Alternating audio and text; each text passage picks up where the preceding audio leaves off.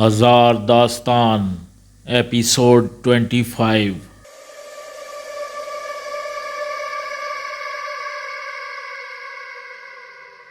رولی راجہ وقار کے حکم کے انتظار میں بے چینی سے ٹہل رہا تھا۔ پھر اسے بلاوا آ گیا۔ وہ فوراً راجہ وقار کے حضور پہنچا اور ہاتھ باندھ کر کھڑا ہو گیا۔ جی مالک، رولی اس لڑکی کو صحرا کی سیر کرا دو۔ جتنی دور اسے صحرا میں لے جا سکتے ہو لے جاؤ۔ میں نے اسے تمہارے اختیار میں دیا، جو چاہے برتاؤ کرو۔ میں بس اتنا چاہتا ہوں کہ وہ صحرا سے کبھی واپس نہ آ سکے۔ راجہ وقار نے ایک حکم سنایا۔ ٹھیک ہے مالک، وہ صحرا سے کبھی واپس نہ آ سکے گی، رولی نے یقین دلایا۔ میری جیپ لے جاؤ۔ اکیلے جاؤ گے؟ راجہ وقار نے پوچھا۔ پھر رولی کے جواب دینے سے پہلے بول پڑا، اکیلے ہی جاؤ، وہ چھٹانک بھر کی لڑکی ہے۔ دیکھو بابا، میری جیپ کی بجائے پجیرو لے جاؤ۔ اکیلا ہی جاؤں گا مالک، ایسے معاملات میں گواہیاں بڑھانے سے احتراز ہی کرنا چاہیے، رولی نے بڑے مؤدبانہ انداز میں کہا۔ واہ رولی واہ، تم نے بڑے پتے کی بات کی ہے۔ جاؤ، شاباش، خیال رکھنا۔ ٹھیک ہے مالک، میں چلتا ہوں، آپ بالکل بے فکر ہو جائیں۔ یہ کہہ کر وہ اس کے کمرے سے نکل گیا۔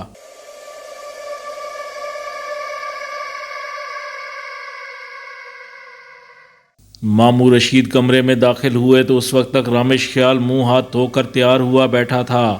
اسے چائے کی شدید خواہش ہو رہی تھی، وہ چائے کا انتظار کر رہا تھا۔ رامش، اندر حویلی میں تمہارے نکاح کی تیاریاں ہو رہی ہیں، ماموں رشید نے روح فرسا خبر سنائی۔ ماموں، کچھ خدا کا خوف کریں۔ رامش خیال سیدھا ہو کر بیٹھ گیا۔ یہ آپ کیا کہہ رہے ہیں؟ جو اندر دیکھ کر آیا ہوں وہ کہہ رہا ہوں، ماموں رشید نے سنجیدگی سے کہا۔ آپ نے بتایا نہیں کہ میں نکاح کر چکا ہوں؟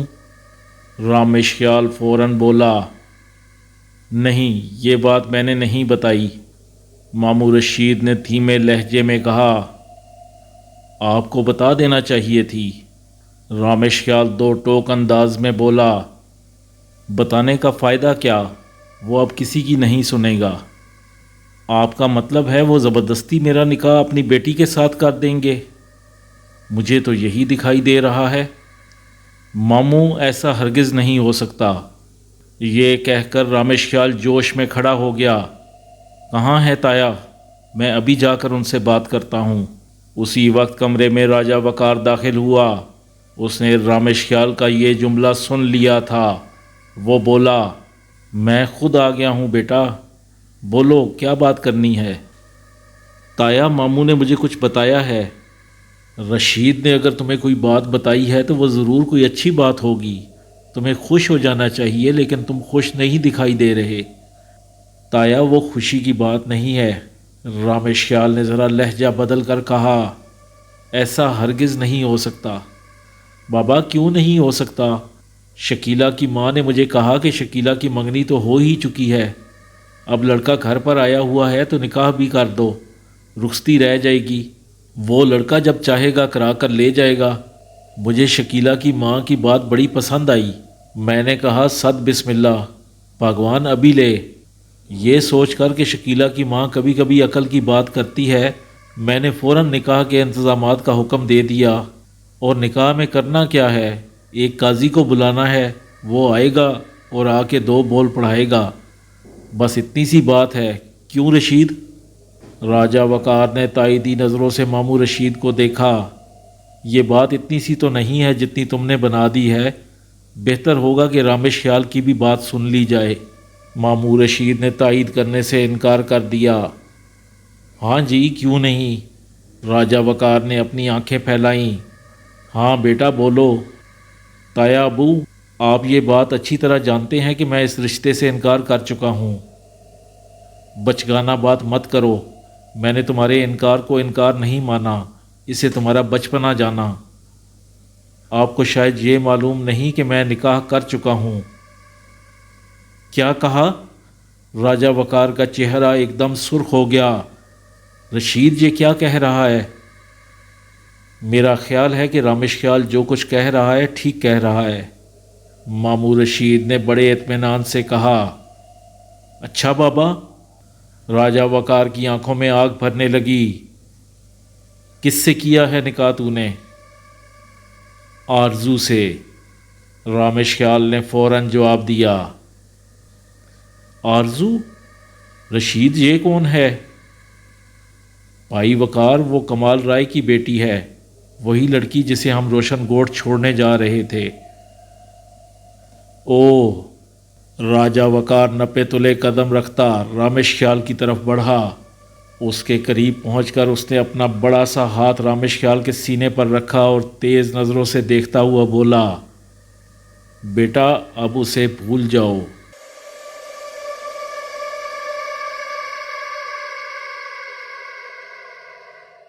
مغرب کا وقت ہو رہا تھا۔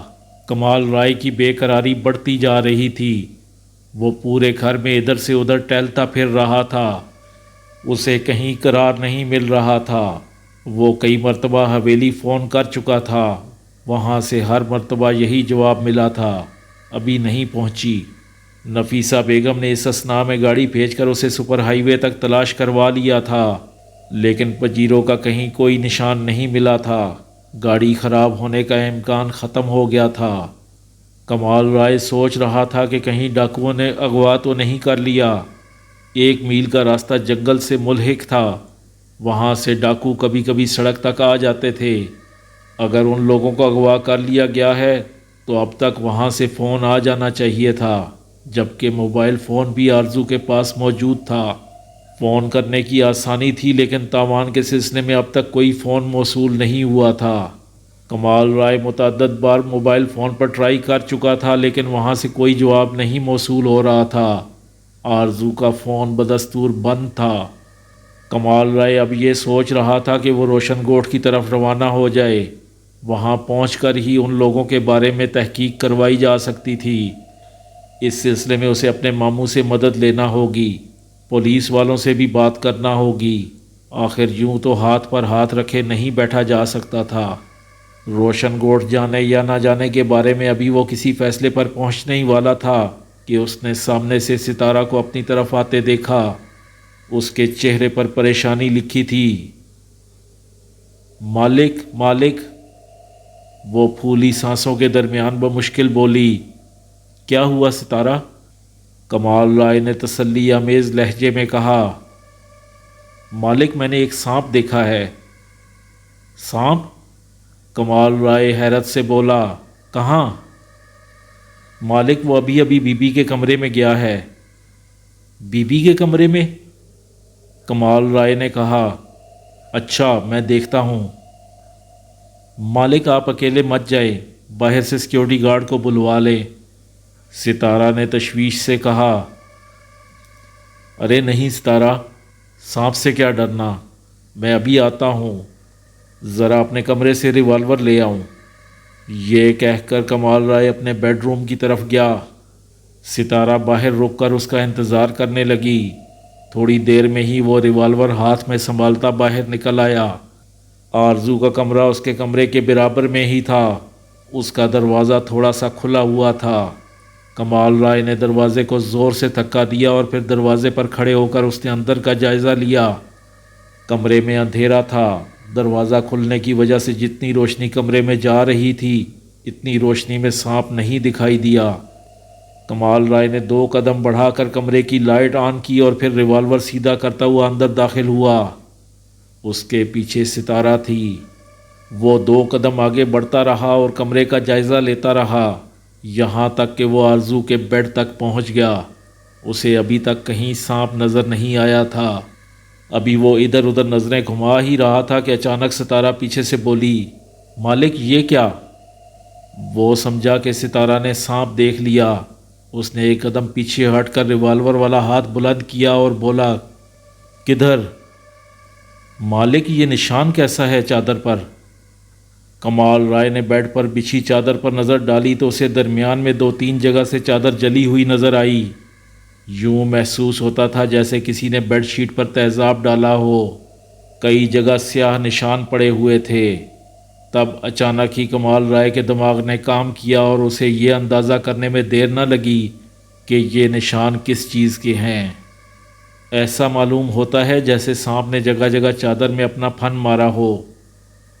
اوہ مالک، اتنا زہریلا سانپ ہے کہ اس کے منہ مارنے سے چادر جل گئی۔ اس طرح کے نشان قالین پر بھی تھے اور انہیں غور سے دیکھنے پر اندازہ ہوتا تھا کہ جیسے سانپ بیڈ سے اتر کر کھڑکی کی طرف گیا ہے۔ کمال رائے نے آرزو کا کمرہ بڑی باریک بینی سے چھان مارا لیکن وہ سانپ کو نہ پا سکا۔ موزائک کے فرش پر اس کے زہر کے نشان موجود تھے، باوجود کوشش کے کمال رائے سانپ کو نہ دیکھ سکا۔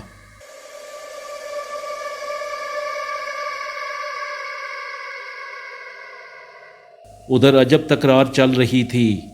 راجہ وقار کا اصرار یہ کہ اسے بھول جاؤ اور رامش خیال کی ضد یہ کہ تایا اسے بھول گیا تو پھر کیا رہ جائے گا۔ ابھی یہ تکرار چل رہی تھی کہ ایک ملازم نے قاضی کے آنے کی اطلاع دی۔ رامش خیال کو اسلحہ کے زور پر اٹھایا گیا۔ مامور رشید نے احتجاج کیا۔ رامش خیال نے غصہ کیا لیکن راجہ وقار نے کسی کی نہ سنی۔ اس پر بس ایک ہی دھن سوار تھی کہ یہ نکاح ہر صورت میں ہو کر رہے گا۔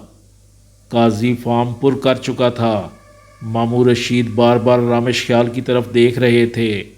وہ اسے آنکھوں ہی آنکھوں میں کسی تشدد آمیز عمل سے روکنے کی تلقین کر رہے تھے۔ وہ راجہ وقار پر یہ بات اچھی طرح روشن کر چکے تھے کہ اس طرح زبردستی نکاح پڑھانا ٹھیک نہیں۔ لڑکا جب نکاح پر راضی نہیں ہے تو اس طرح کی زبردستی کا نتیجہ برا ہی نکلے گا۔ لیکن راجہ وقار کی سوئی نکاح پر اٹکی ہوئی تھی۔ اس نے طے کر لیا تھا کہ چاہے کچھ ہو جائے یہ نکاح ضرور ہو کر رہے گا۔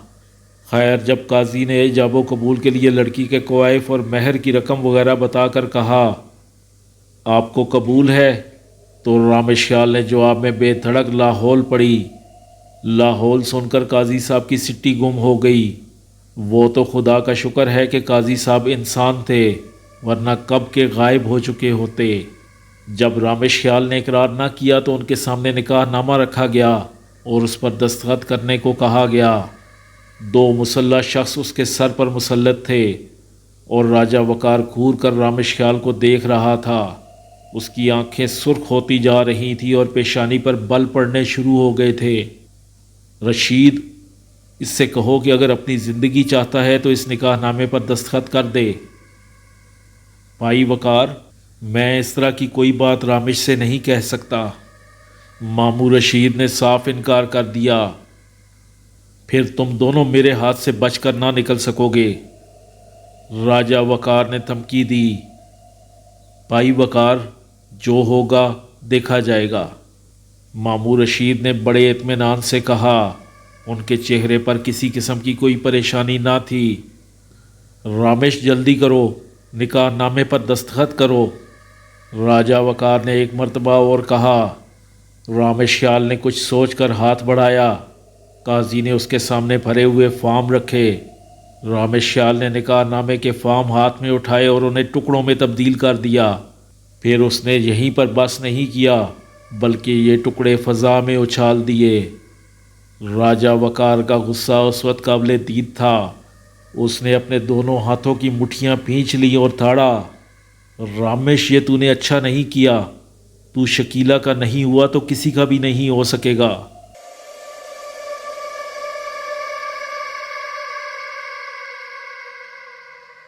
سانپ تلاش کرتے ہوئے کمال رائے کو 1.5 گھنٹہ گزر گیا۔ اس اثناء میں اس نے ایک مرتبہ حویلی بھی فون کر لیا تھا لیکن وہاں سے حسب معمول وہی جواب ملا تھا، ابھی نہیں پہنچی۔ سانپ کی تلاش سے تھک کر اس نے روشن گوٹھ جانے کا فیصلہ کر لیا تھا۔ ابھی وہ ایک سیکیورٹی گارڈ کو لے کر گاڑی میں نکل ہی رہا تھا کہ ستارہ بے تحاشا دوڑتی ہوئی آئی۔ مالک، بی بی کا فون ہے۔ مالکن کا؟ کمال رائے سمجھا نفیسہ بیگم کا فون ہے، اس لیے اس نے وضاحت چاہی۔ نہیں مالک، آرزو بی بی کا، ستارہ نے جلدی سے کہا۔ آرزو کا نام سن کر وہ آنکھیں بند کر کے گاڑی سے نکلا اور گھر کے اندر کی طرف بھاگا۔ چند لمحوں کے بعد ریسیور اس کے ہاتھ میں تھا۔ آرزو، آرزو، تم کہاں ہو؟ بابا پریشان نہ ہوں، میں بالکل خیریت سے ہوں اور کراچی واپس آ رہی ہوں۔ بابا آپ میرا انتظار کریں۔ اور اس سے پہلے کہ کمال رائے اس سے مزید سوال و جواب کرتا، ادھر سے فون کا سلسلہ منقطع ہو گیا۔ اس نے اللہ کا بے اختیار شکر ادا کیا، اگرچہ اس سے پوری بات نہ ہو سکی تھی، لیکن یہ کیا کم تھا کہ وہ جہاں بھی تھی خیریت سے تھی اور کراچی واپس آ رہی تھی۔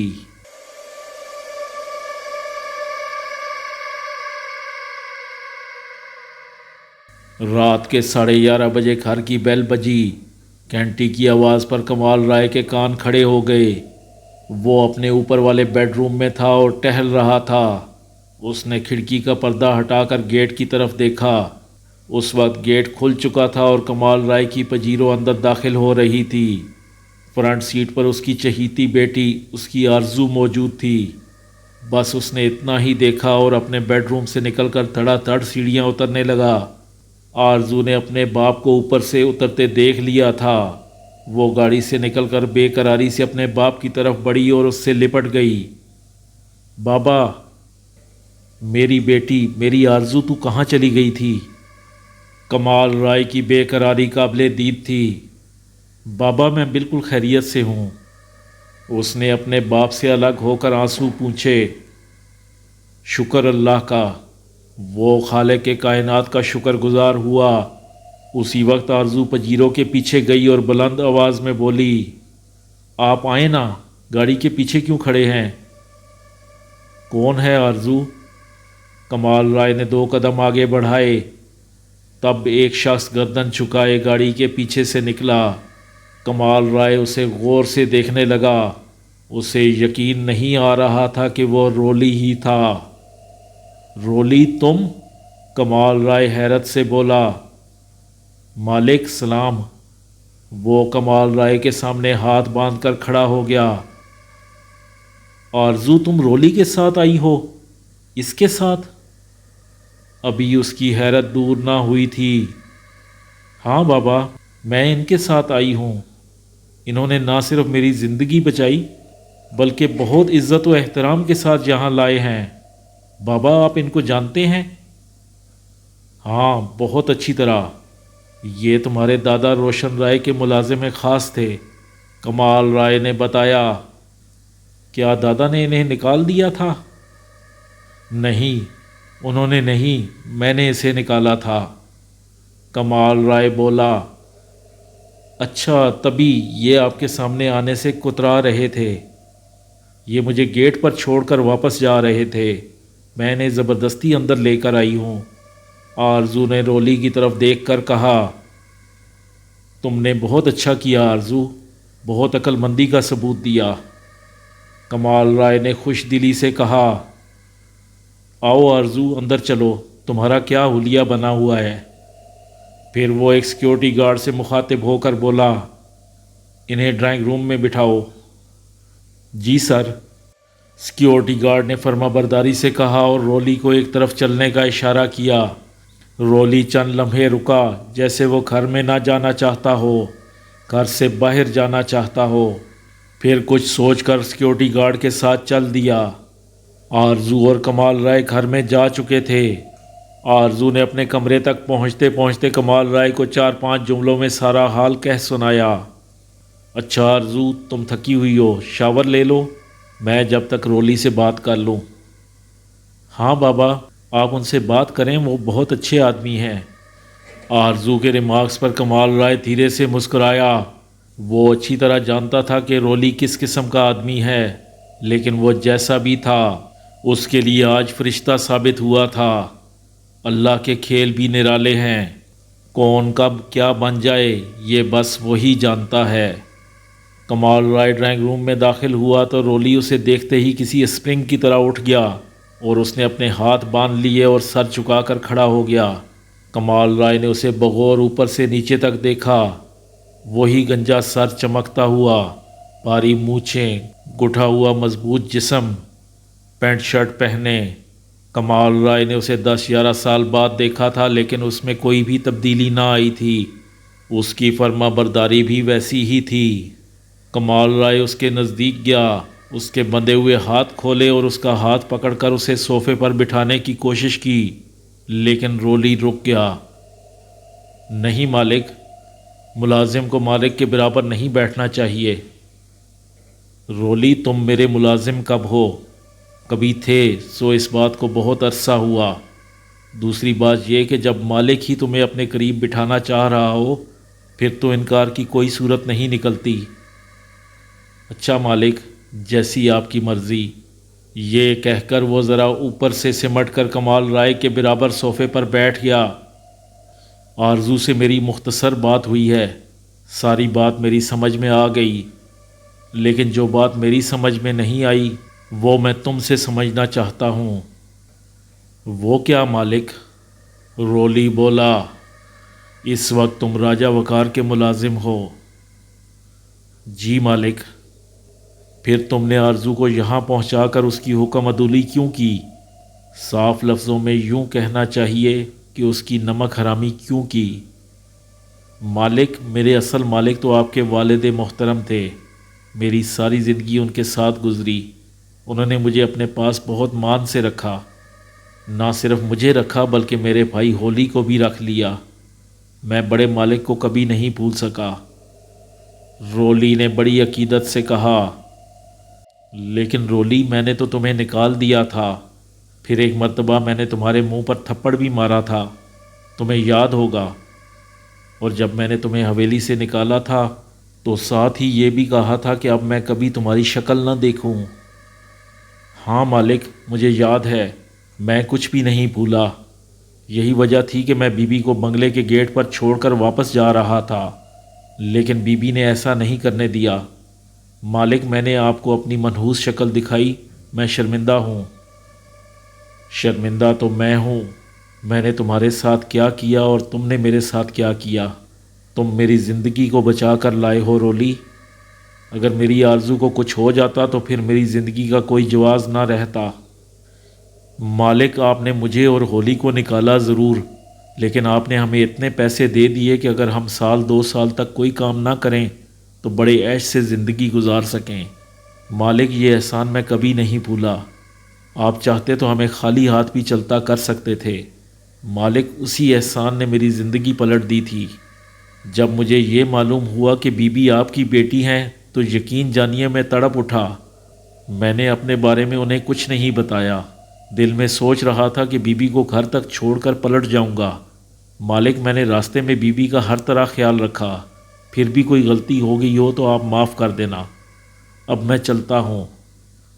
اب تم کہاں جاؤ گے؟ تم نے اپنا راستہ تو خود بند کر لیا۔ ہاں مالک، آپ نے ٹھیک کہا، اب میں کنگن پور نہیں جا سکتا، یہ بات آج نہیں تو کل معلوم ہو جائے گی کہ بی بی اپنے گھر بحفاظت پہنچ گئی ہیں، پھر میرے لیے گولی کا انتخاب کیا جائے گا۔ مالک، میری زندگی نے پھر پلٹا کھایا ہے، وہ اوپر والا شاید پھر مجھے نیکی کی راہ دکھانا چاہتا ہے۔ یہ کہہ کر وہ ایک دم کھڑا ہو گیا۔ اچھا مالک، اجازت۔ رولی، اگر میں تم سے کچھ کہوں گا تو کیا مانو گے؟ مالک، آپ مجھ سے اس لہجے میں بات نہ کریں، آپ حکم کریں۔ آج رات میرے پاس رک جاؤ، کل دن میں چلے جانا۔ ٹھیک ہے مالک، جیسے آپ کی مرضی۔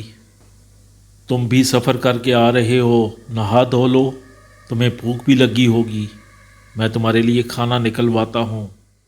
مہربانی مالک، رولی نے بڑی سعادت مندی سے کہا۔ رولی نے نہا دھو کر کھانا کھایا، پھر کمال رائے اس سے رات کے 2 بجے تک باتیں کرتا رہا۔ اس نے وہ تمام تفصیل معلوم کر لی جس کی اس کو ضرورت تھی۔ اسے اندازہ ہو گیا کہ آرزو کو پرانی دشمنی کے تحت راجہ وقار نے ختم کرانے کی کوشش کی تھی۔ رولی کو راجہ سلیم اور روشن رائے کے درمیان چلنے والی دشمنی اچھی طرح یاد تھی۔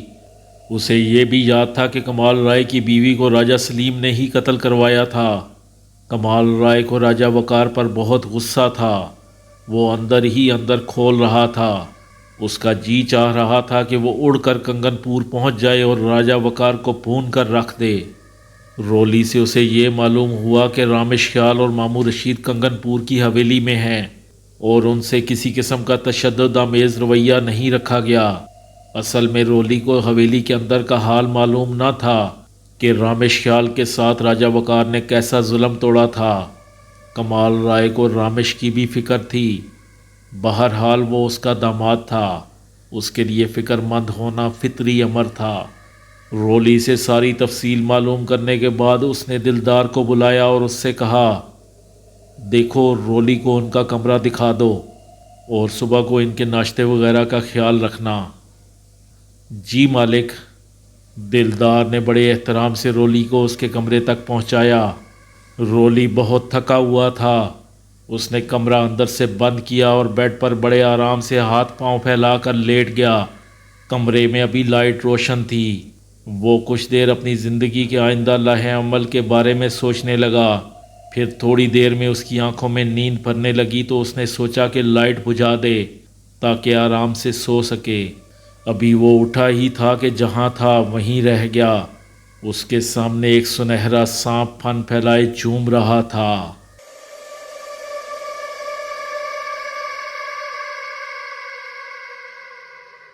مالک میں آپ کو کیا بتاؤں وہ کس طرح کا سانپ تھا۔ وہ ایک سنہرا سانپ تھا، چمکتا ہوا، لگتا تھا جیسے سونے کا بنا ہو۔ اس کے سر پر ایک ہیرا رکھا ہوا تھا جو جگمگا رہا تھا۔ وہ کافی لمبا سانپ تھا۔ مالک میں نے اتنا خوبصورت سانپ آج تک نہیں دیکھا۔ وہ میری آنکھوں میں آنکھیں ڈالے دیکھ رہا تھا۔ اس کی لمبی دو دھاری زبان بار بار اندر باہر ہو رہی تھی۔ مالک وہ جانے اچانک کہاں سے آ گیا۔ میں لائٹ بند کرنے اٹھا تو وہ میرے سامنے تھا۔ میں نے سوچا کہ بھائی رولی، آج تیرا روز آخر آ پہنچا۔ میرا خیال تھا کہ چند لمحے ہی جاتے ہیں کہ وہ میری ٹانگ پر پھن مارے گا، لیکن مالک بڑی عجیب بات ہوئی۔ اس نے مجھے ڈسنے کی کوشش نہیں کی، بس مجھے دیکھ کر اپنا پھن پھیلائے چومتا رہا۔ کمال رائے اس کی بات بڑی دلچسپی اور توجہ سے سن رہا تھا۔ رولی نے ناشتہ کرنے کے فوراً بعد ہی کمال رائے سے ملنے کی خواہش کی تھی۔ وہ جلد از جلد سانپ والا واقعہ کمال رائے کے گوش گزار کر دینا چاہتا تھا۔ اب وہ بیٹھا اسے سنا رہا تھا۔ بس مالک، پھر ایک اور عجیب بات ہوئی۔ مالک آپ اس بات کو مذاق مت سمجھیے گا۔ وہ کیا؟ کمال رائے نے پوچھا۔ مالک مجھے ایسا معلوم ہوا کہ وہ سانپ بولا ہے۔ بولا ہے؟ کمال رائے نے حیرت سے دہرایا۔ یہ تم کیا کہہ رہے ہو؟ ہاں مالک، میں نے محسوس کیا جیسے اس نے کہا ہو کہ تم نے ہماری آرزو کی جان بچائی، اسے یہاں بحفاظت لے آئے۔ ہم تمہارے شکر گزار ہیں۔ پھر تم نے کیا جواب دیا؟ مالک میں کیا جواب دیتا؟ ایسی عجیب و غریب صورتحال نے تو میری سٹی گم کر دی۔ بیڈ پر چومتا سانپ اور وہ بھی بولتا ہوا، مجھ پر تو سکتہ طاری تھا۔ بس مالک پھر وہ چند لمحے اور میرے سامنے رہا، اس کے بعد بیڈ سے پھسل کر نیچے چلا گیا۔ میں نے اسے پردے کی طرف جاتے دیکھا۔ پھر کچھ دیر کے بعد جب میں ہمت کر کے اٹھا اور میں نے کمرے میں ادھر ادھر اسے تلاش کیا تو وہ مجھے کہیں نظر نہ آیا، البتہ کمرے میں بہت اچھی خوشبو ضرور پھیلی ہوئی تھی۔ بڑی حیرت میں ڈالنے والی بات ہے، کمال رائے نے کہا۔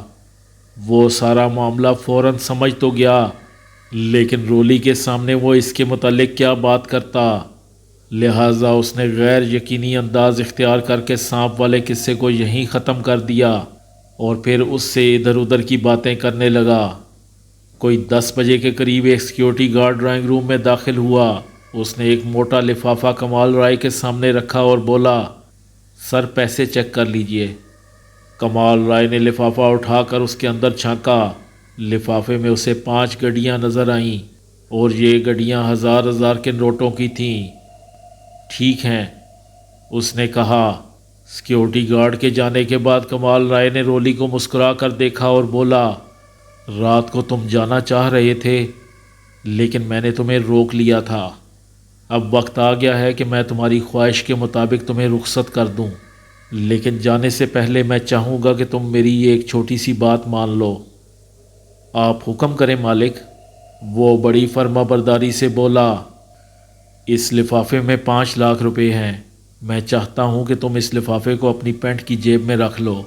کمال رائے نے کہا۔ کمال رائے کی یہ چھوٹی سی بات سن کر رولی کا چہرہ محبت کے جذبات سے تمتما اٹھا۔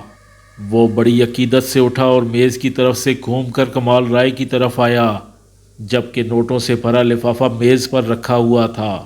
اس نے اس لفافے پر نظر ڈالنا بھی پسند نہ کیا۔ وہ ایک دم جھکا، اس نے کمال رائے کے پیروں کو چھوا۔ رولی، یہ کیا کر رہے ہو؟ کمال رائے نے اپنے پیر ایک دم پیچھے کھینچ لیے۔ جب وہ اٹھا تو اس کی آنکھوں میں نمی تیر رہی تھی۔ وہ گلوگیر آواز میں بولا، مالک، میں ایک انتہائی گھٹیا اور منحوس آدمی ہوں۔ میری زندگی میں گناہ ہی گناہ ہیں۔ میں نے بے شمار لوگوں کو دکھ پہنچایا۔ مالک، اب اگر مجھ سے ایک نیکی سرزد ہو گئی ہے تو اسے رائے گاں تو نہ کریں۔ کیا پتہ مالک، اس ایک نیکی کے بدلے میری بخشش ہو جائے۔ مالک، یہ لفافہ میں کبھی نہیں اٹھاؤں گا، کسی قیمت پر اپنی جیب میں نہیں رکھوں گا۔ آپ نے مجھے اتنا مان دیا، اتنی عزت دی، اپنے برابر بٹھایا۔ مالک، اس سلوک کو میں کبھی نہیں بھولوں گا۔ کمال رائے شش و پنج میں پڑ گیا۔ کیا کرے، کیا کہے کہ رولی یہ پیسے قبول کر لے۔ اسی وقت آرزو ڈرائنگ روم میں داخل ہوئی۔ اچھا، آپ لوگ یہاں ہیں؟ وہ کمال رائے کو دیکھتی ہوئی بولی۔ پھر اس نے رولی کو عجیب انداز میں کھڑے ہوئے دیکھا تو اس سے مخاطب ہوئی، ارے آپ کھڑے کیوں ہیں؟ بیٹھیے نا۔ G B be. رولی فوراً صوفے پر دراز ہو گیا۔ بھائی آرزو، تم ہی انہیں سمجھاؤ۔ کیا ہوا بابا؟ بیٹا، اس لفافے میں تھوڑے سے پیسے ہیں، میں چاہتا ہوں کہ یہ رکھ لیں، لیکن یہ مان نہیں رہے۔ کمال رائے نے شکوہ کیا۔ ارے کیوں؟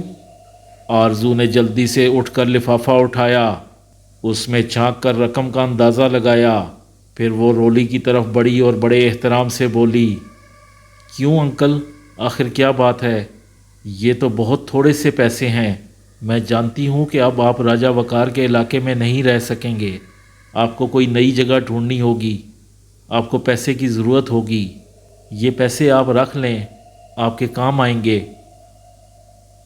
نہیں بی بی، مجھے شرمندہ نہ کریں۔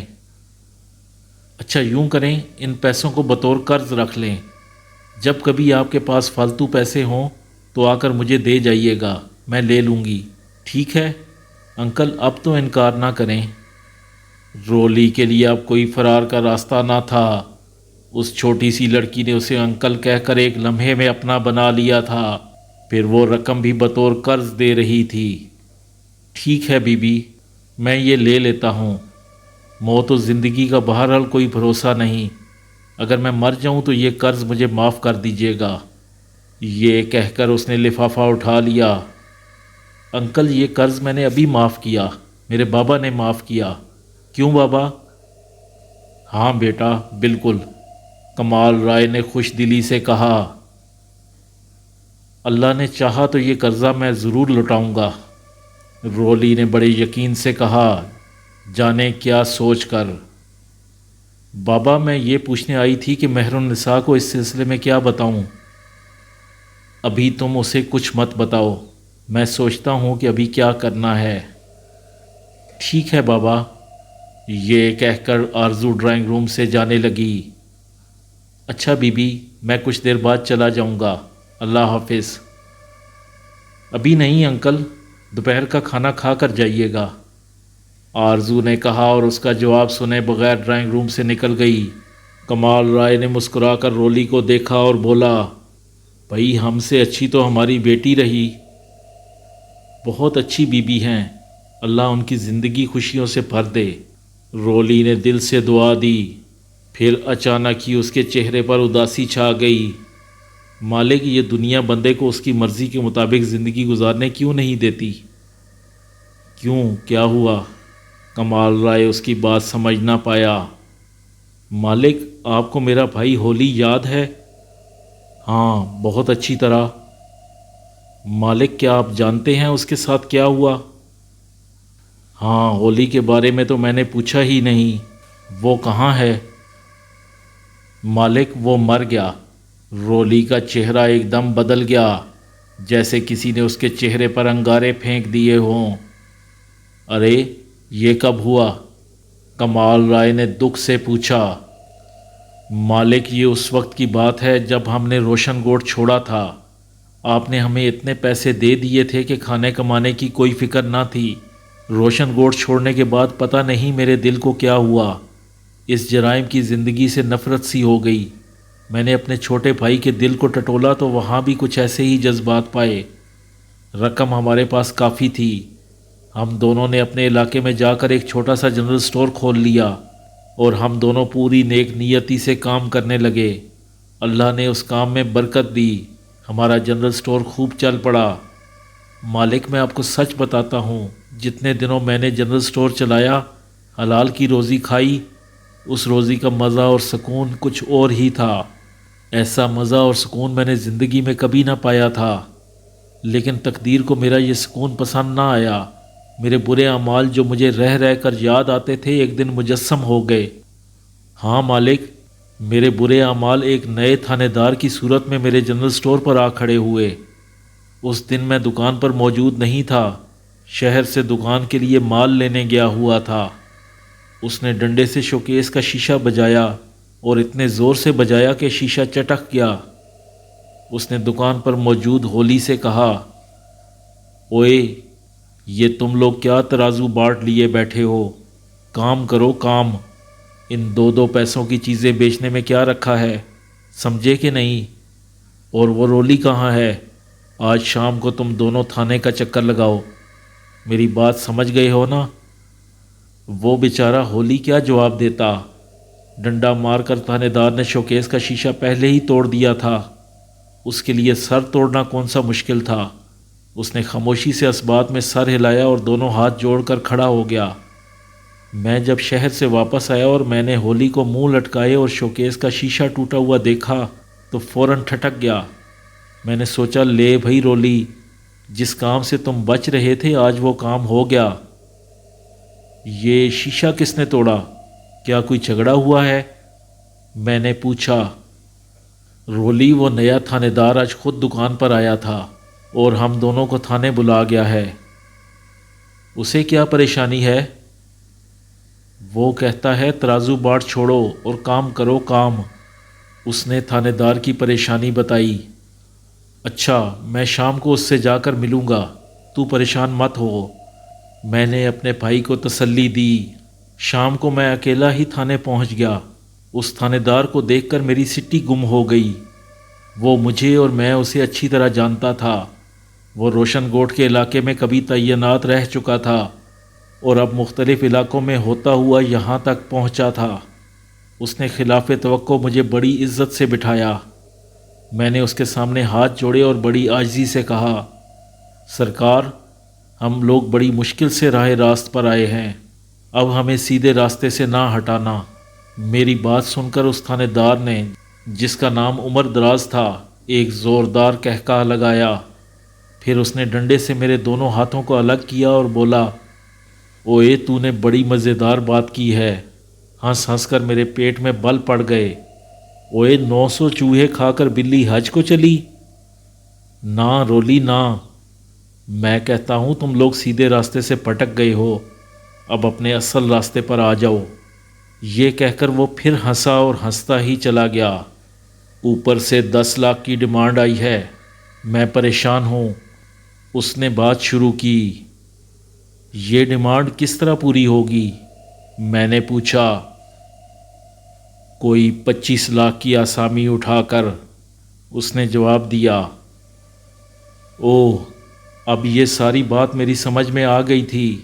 وہ چاہتا تھا کہ میں علاقے کے کسی زمیندار کو اغوا کروں اور اس سے 25 لاکھ روپے وصول کروں اور اسے تھانے پہنچاؤں۔ اس طرح کے کام میں نے بہت کیے تھے، میری پوری زندگی جرائم سے پر تھی۔ یہ میرے بائیں ہاتھ کا کھیل تھا، لیکن نہ جانے مجھے کیا ہوا، کہاں سے اتنی طاقت آ گئی کہ میں نے بڑے بھرپور انداز اور بڑے مستحکم لہجے میں کہہ دیا، سرکار، یہ کام میں نے چھوڑ دیا ہے۔ تھانے دار کو مجھ سے اس جواب کی توقع نہ تھی۔ اس پر جیسے بجلی سی گری، اس کا چہرہ ایک دم بجھ گیا۔ اس نے مجھ سے ایک لفظ نہ کہا، کسی قسم کے غصے کا اظہار نہ کیا۔ बस उसने मुझे घूर कर देखा और डंडे से मुझे जाने का इशारा किया। मैं धड़कते दिल के साथ उठा और थाने से बाहर निकल गया। थानेदार उमर दराज के इस अंदाज ने मेरे अंदर हलचल मचा दी थी। मेरे अंदर से बार बार आवाज़ आ रही थी कि कुछ होने वाला है, कुछ होने वाला है। और मालिक, अभी 4 दिन भी ना गुजरे थे कि उमर दराज ने मेरे जनरल स्टोर पर छापा मारा। मेरे जनरल स्टोर में कोई काबिल एतराज़ चीज़ ना थी। उसके बावजूद हम दोनों भाइयों को गिरफ़्तार कर लिया गया। हम पर इल्ज़ाम लगाया गया कि हम जनरल स्टोर की आड़ में शराब का कारोबार करते हैं। इस सिलसिले में झूठी शहादतें भी इकट्ठी कर ली गईं। हमारा जनरल स्टोर बंद हो गया और हम दोनों को हवालात में डाल दिया गया। लेकिन हिकमत अमली ये इख्तियार की गई कि हम दोनों को अलग अलग लाकअप में रखा गया। 2-3 दिन के बाद मैंने देखा कि 2 सिपाही होली को हथकड़ी डाले बाहर ले जाते हैं। वो मेरे सामने से गुजरे तो मैं भागकर सलाखों तक आया और चीख कर बोला, मेरे भाई को कहाँ ले जा रहे हो? मेरी इस बात का किसी ने जवाब ना दिया। मैंने भाई का चेहरा देखा। उसने मेरी आवाज़ पर मुड़कर देखा था। उसकी आंखों में अजीब सी उदासी थी। वो चेहरा मेरी नज़रों में आज भी समाया हुआ है। उसने कुछ कहना चाहा, लेकिन सिपाही ने उसे आगे धकेल दिया। ये मेरे भाई का आखिरी दीदार था। फिर मैं उसको कभी ना देख सका। 7 दिन मुझे हवालात में रख कर 8वें दिन अचानक हवालात का दरवाज़ा खोल दिया गया और उमर दराज बनफ़्से नफीस अंदर आया और बोला, जाओ रोली, तुम आज़ाद हो, लेकिन याद रखना तुमने वापस मेरे पास ही आना है। मैंने उसकी बात का कोई जवाब ना दिया। सर झुकाकर हवालात से बाहर आ गया। थाने से बाहर निकला तो मेरे दिल की धड़कनें तेज़ थीं। मेरी छठी हिस्स बता रही थी कि कहीं कोई गड़बड़ ज़रूर है। उमर दराज ने अगर मुझ पर हवालात का दरवाज़ा खोल दिया तो उसके पीछे कोई राज ज़रूर है। फिर मालिक, जब मैं अपने इलाके में पहुंचा तो मुझे आहिस्ता आहिस्ता सब मालूम हो गया। मेरे घर पर ताला पड़ा हुआ था। उस घर की चाबी पड़ोसी के पास थी। उससे चाबी लेकर घर खोला। घर का दरवाज़ा क्या खोला, गोया दुख का दरवाज़ा खुल गया। घर भाएं भाएं कर रहा था, इसलिए नहीं कि उसके मकीन गायब थे। घर में था ही कौन? एक मैं था और एक मेरा भाई। घर इसलिए भाएं भाएं नहीं कर रहा था कि वहाँ होली ना था, वहाँ कुछ ना था। पूरे घर में झाड़ू फिरी हुई थी। हमारी हलाल की कमाई से ख़रीदा गया घर का तमाम सामान गायब था। मैं वहीं थम से ज़मीन पर बैठ गया। तब लोग आते गए और मुझे बताते गए। फिर किसी ने मेरे सामने एक अखबार रख दिया। मालिक, उस अखबार में मेरे होली की तस्वीर छपी हुई थी। वो उसकी लाश की तस्वीर थी, खून में लथपथ। उसे पुलिस मुकाबले में मार दिया गया था और उसे एक मशहूर डाकू दादल जाहिर किया गया था। दादल की गिरफ्तारी पर हुकूमत ने 50 लाख रुपए इनाम रखा हुआ था। अपने भाई होली की तस्वीर देखकर मेरे दिल में आग भड़क उठी। मालिक, होली से मुझे बहुत मोहब्बत थी। उसके सिवा मेरा कोई ना था। मेरी आंखों में आंसू भर आए। मालिक, मैं आंसू नाम की किसी चीज़ से वाकिफ़ ना था। जब मेरे आंसू आंखों से निकलकर गालों पर बहे तब मुझे मालूम हुआ कि आंसू क्या होते हैं, ये क्यों आंखों में आते हैं।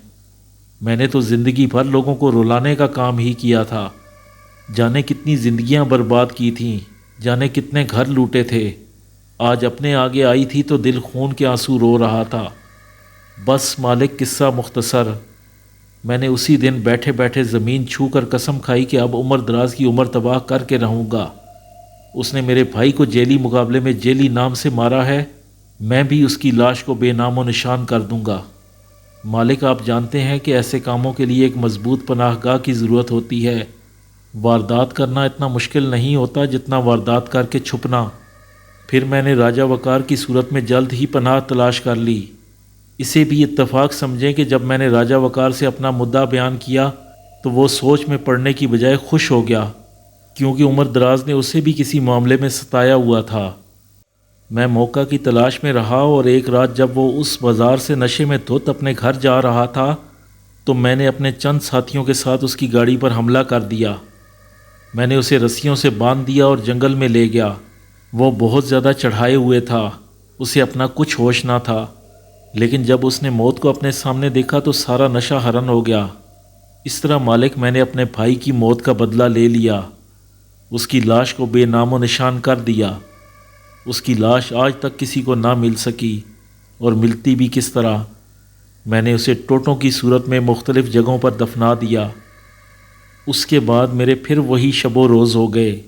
میں راجہ وقار کا غلام ہو گیا، اندھیروں میں گھر گیا۔ مالک، میرا تجربہ ہے کہ جب گھور اندھیرا چھا جائے تو کہیں نہ کہیں سے روشنی کی کرن ضرور چمکتی ہے۔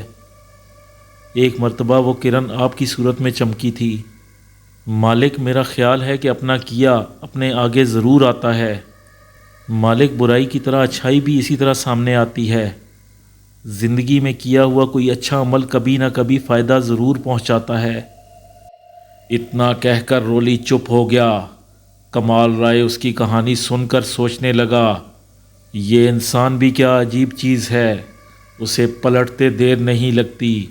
ایک جرائم پیشہ شخص کے دل میں کب روشنی آ جائے کوئی کچھ نہیں کہہ سکتا، اور ایک اچھے انسان کے دل میں کب اندھیرا چھا جائے کوئی نہیں جان سکتا۔ شاید اسی لیے کہتے ہیں کہ نیکی اور بدی کے درمیان محض ایک لمحے کا فاصلہ ہوتا ہے۔ دونوں اپنی سوچوں میں گم خاموش بیٹھے رہے۔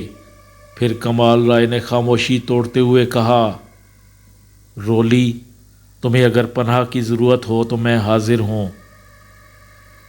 آپ نے مالک مجھے اتنی بڑی رقم دے دی، یہ میرے لیے بہت بڑی پناہ ہے، رولی نے بڑے ممنون لہجے میں کہا۔ پھر مالک، میں چاہتا بھی نہیں کہ میرے معاملے میں آپ کسی بھی طرح ملوث ہوں۔ آپ راجہ وقار کو نہیں جانتے، وہ اپنے باپ راجہ سلیم سے 4 ہاتھ آگے ہے۔ راجہ سلیم اگر کسی کے ساتھ دشمنی کرتا تھا تو اس کے کچھ اصول تھے، یہ شخص تو کسی اصول کا پابند نہیں، اسے وقار سے زیادہ پیسہ چاہیے، پیسے کے حصول کے لیے وہ کوئی بھی کام کر سکتا ہے۔ مالک، میں اب زندگی کے آخری مرحلے میں ہوں، میں یہ بات اچھی طرح جانتا ہوں کہ جیسے ہی راجہ وقار کو معلوم ہوگا کہ میں نے بی بی کو بحفاظت آپ کے حوالے کر دیا ہے، اسی وقت میرے نام کی گولی چل جائے گی، اس گولی پر میری موت کندہ ہوگی۔ اس گولی سے میں کب تک بچوں گا کون جانے۔ خیر مالک، ایک دن مرنا تو سبھی نے ہے، پھر اب موت سے کیا ڈرنا۔ ویسے مالک، یہ بات میں نے طے کر لی ہے، اکیلا نہیں مروں گا، اپنے ساتھ 2-4 بندوں کو لے کر مروں گا۔ رولی، تمہارے لیے میرا مشورہ یہی ہے کہ جرائم کی دنیا سے نکل آؤ، کہیں دور جا بسو۔ مالک، کہاں جاؤں گا؟ راجہ وقار بڑا خطرناک شکاری ہے، اس نے کہاں کہاں جال لگائے ہوئے ہیں آپ کو کیا معلوم۔ آپ ٹھہرے ایک سیدھے سادے شریف آدمی۔ رولی بولا، میں چاہتا ہوں تم بھی شریف آدمی بن جاؤ۔ کمال رائے نے کہا، مجھے کون بننے دے گا شریف آدمی، بنا تو تھا شریف آدمی، میرے بھائی کو مار دیا۔ رولی نے افسردہ لہجے میں کہا، تم گم کیوں نہیں ہو جاتے؟ کمال رائے نے مشورہ دیا۔ گم؟ اس نے اس لفظ کو کچھ اس طرح دہرایا جیسے بات نہ سمجھا ہو۔ ہاں، کسی ایسی جگہ چلے جاؤ جہاں راجہ وقار تمہیں تلاش نہ کر سکے۔ اس ملک میں کوئی ایسی جگہ نہیں جہاں اس کے کتے نہ گھومتے ہوں۔ تو پھر بیرون ملک چلے جاؤ۔ کمال رائے نے تجویز پیش کی۔ تمہیں اس سلسلے میں مزید رقم درکار ہو تو مجھ سے آ کر لے جانا۔ اچھا مالک، سوچوں گا، آپ میری طرف سے پریشان نہ ہوں، میری پوری زندگی خطرات سے کھیلتے ہی گزری ہے، اب خطرات سے کیا ڈرنا۔ مجھے اب اپنے سے زیادہ آپ کی فکر ہے، بی بی کی فکر ہے۔ راجہ وقار آپ کا پرانا دشمن ہے، اس دشمن کو ابھی تازہ تازہ گھاؤ لگا ہے، وہ میری جان کا دشمن بننے کے ساتھ پلٹ کر آپ پر بھی حملہ کرے گا۔ رولی فکر مند ہوتے ہوئے بولا، میں تمہاری بات سمجھتا ہوں رولی، وہ میرا پرانا دشمن تو ہے ہی، اب اس کو یہ بھی معلوم ہو چکا ہوگا کہ میں نے اس کی بیٹی کے حق پر ڈاکہ ڈالا ہے، یہ جان کر تو اس کی جان نکل گئی ہوگی۔ خیر کوئی بات نہیں رولی، میں شریف آدمی ضرور ہوں لیکن بزدل نہیں۔ راجہ وقار نے اگر پر پرزے نکالنے کی کوشش کی تو میں اسے دیکھ لوں گا۔ کمال رائے نے بڑے یقین سے کہا۔ اس بات کے بعد رولی خاموش ہو گیا، اس نے کوئی جواب نہ دیا۔ وہ جیسے اپنی سوچوں میں گم ہو گیا۔